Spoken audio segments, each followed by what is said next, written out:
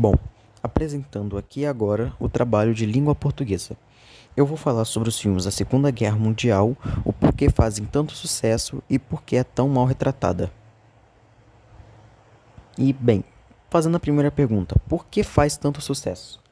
Bom, esses filmes tanto da Primeira quanto da Segunda Guerra Mundial, eles contêm um apelo social e cultural muito alto, já que por se tratarem, desses eventos tão marcantes para a história da humanidade. E esses eventos, por terem, toda essa carga emocional, sempre atrai muita curiosidade das pessoas, sendo assim também gerando muito engajamento. E também para as produções sempre serem produções de alto nível, ou seja, sempre ter toda uma questão técnica muito alta envolvida. Não é à toa que geralmente esses filmes de guerra eles estão sempre concorrendo a eventos como o Oscar de melhor cenário, melhor trilha sonora e por aí vai. Sem contar também que esses filmes eles também sempre têm umas cargas, histórias e cargas dramáticas muito altas, como também é o caso do filme que está estampado aí no slide, Corações de Ferro. Esse filme é um filme baseado em uma história fictícia, mas que tem uma história muito envolvente e que realmente retrata os horrores da Segunda Guerra Mundial. Não é à toa que pelo menos eu já vi esse filme mais de 5 vezes e nunca me canso, já que é um filme feito com uma produção exímia. E, bom, citando um outro filme, nós temos Oppenheimer. Oppenheimer, ele foi um filme de Segunda Guerra Mundial, desse gênero de guerra, que é o maior do gênero em si. Ele faturou US$ 1 bilhão em bilheteria e é um dos favoritos ao Oscar de 2023. Sem contar também que esse filme gerou um grande engajamento global. E, bom, citando outros filmes também, nós temos o filme 1917 e Nada de Novo no Front. Filmes que não são da Segunda Guerra Mundial, mas que são desse mesmo gênero de guerra. E esses filmes, eles são apenas reflexo desse gênero, que é um grande gênero no mercado de cinema. Não é à toa que o filme 1917 teve 384,6 milhões de dólares em bilheteria e concorreu ao Oscar de melhor mixagem de som, melhor efeito visual e melhor fotografia. Já o filme Nada de Novo no Front foi lançado na Netflix, por isso ele não tem nenhum dado de bilheteria, mas de uma forma ou de outra foi um filme que concorreu e ganhou a diversos Oscars e também foi um filme de grande engajamento. E bom, o meu próximo tópico vai ser o como que a guerra é mal retratada. E passando. E, bom, a partir daí, nós temos a Guerra Sino-Japonesa. Bem, a Guerra Sino-Japonesa, ela foi a guerra que aconteceu dentro, da Segunda Guerra Mundial e foi entre Japão e China. E essa guerra, ela é pouquissimamente documentada, mas também por ser uma guerra de extrema brutalidade, já que na Segunda Guerra Mundial nós temos sempre a fama de que os alemães eles eram os mais malvados, que eles que eram os maníacos, por assim dizer. Mas os japoneses eles também usavam de táticas desumanas em sua guerra, como é o caso dos kamikaze. E um reflexo, que essa guerra ela é tão mal documentada que nós temos pouquíssimas fontes dessa guerra em português. Então, para que um de nós, por exemplo, tivéssemos acesso a tais fontes, teríamos que realmente, além de pesquisar em outras línguas, teríamos que fazer uma pesquisa muito aprofundada. E só no nível do quão que é a injustiça, de certa forma, com essa guerra, é que essa guerra ela teve de 15 a 20 milhões de baixas entre soldados e civis.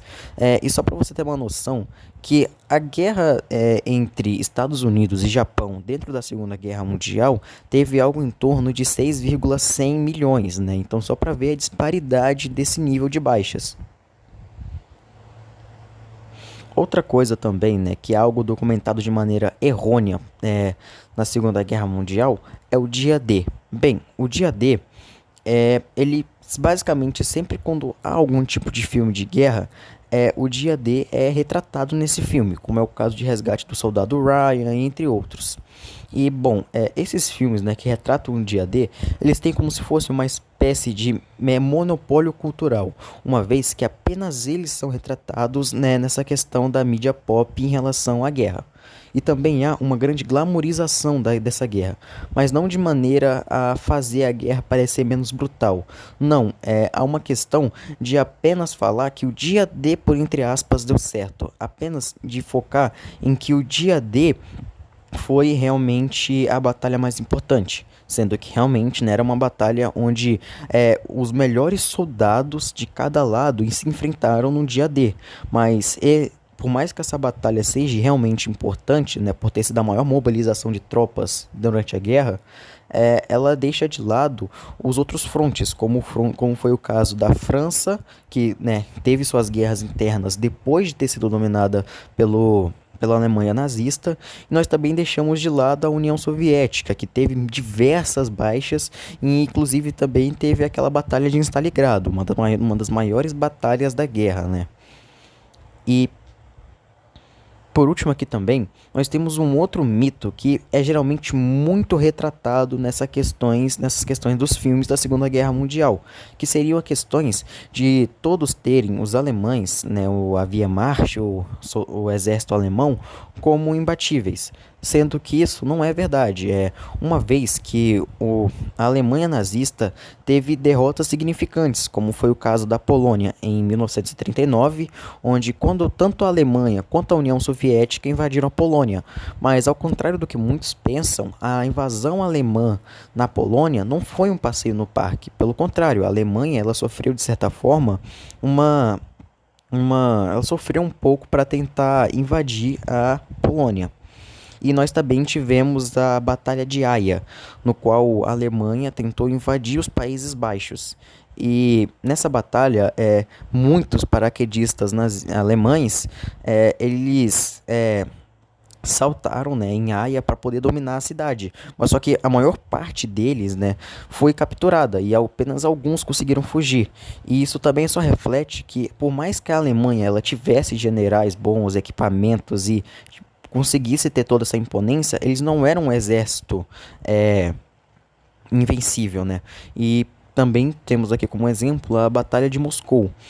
Nessa batalha foi na invasão alemã na União Soviética, onde a Alemanha começou a invadir totalmente a União Soviética e quando chegaram a Moscou, eles foram invadir Moscou, mas eles foram simplesmente amassados pelo exército soviético.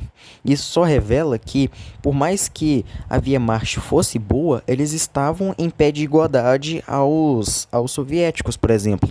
Isso antes até mesmo da Batalha de Stalingrado, onde foi uma real guinada da guerra, onde a Alemanha, ela depois disso não conseguiu nenhuma vitória significativa.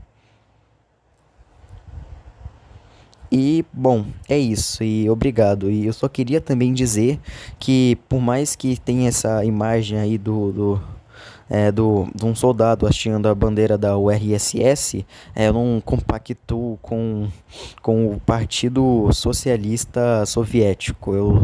Eu só coloquei essa imagem por causa que ela é uma imagem depois da vitória soviética na Batalha de Stalingrado. Inclusive, você pode ver a destruição, né, nos prédios ali em volta da bandeira. E, bom, é isso. Obrigado.